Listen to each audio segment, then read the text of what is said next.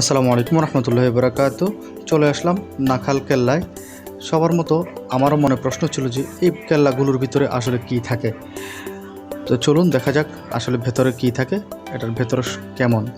প্রথমে ঢুকতে দেখলাম যে এখানে একটা কামানের স্ট্যান্ড, যদিও কামান নেই এখানে।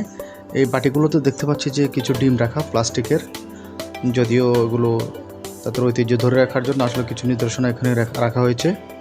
তারপর আস্তে করে ভেতরের দিকে চলে গেলাম। এই দেখতে পাচ্ছেন যে আমার দুপাশে বিশাল মোটা মোটা প্রাচীরগুলো পাথরের, এগুলো এবং পাথর এবং সিমেন্টের সংমিশ্রণে তৈরি করা, সেই অনেক বছর আগে।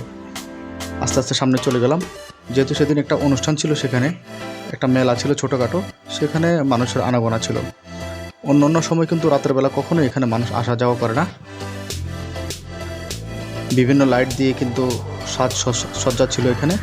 দেখতে পাচ্ছেন যে সামনে আরেকটি কামান। এই কামানগুলো আসলে তাদের প্রতিটি কেল্লায় কিন্তু পাওয়া যায়।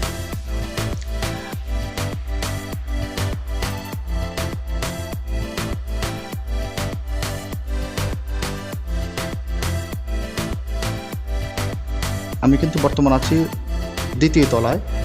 এখন দ্বিতীয় তলায় সিঁড়ি দিয়ে আমি রুমগুলোর ভিতরে প্রবেশ করব।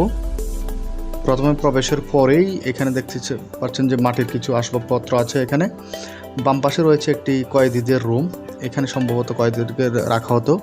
এইগুলো হচ্ছে খাজুর পাতার বালিশ, ভেতরে মাটি ভরপুর।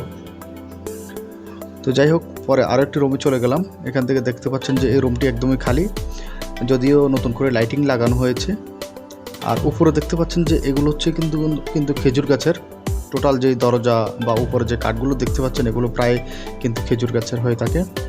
এটা হচ্ছে কিচেনের মতোই একটা রুম সাজিয়ে রেখেছে তারা, বিভিন্ন আসবাবপত্র পুরাতন যেগুলো ব্যবহার করতো তারা। তারপর চলে গেলাম আরেকটি রুমে।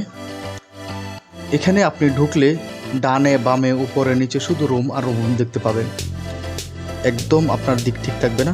এই দেখতে পাচ্ছেন যে আরও একটি খালি রুম।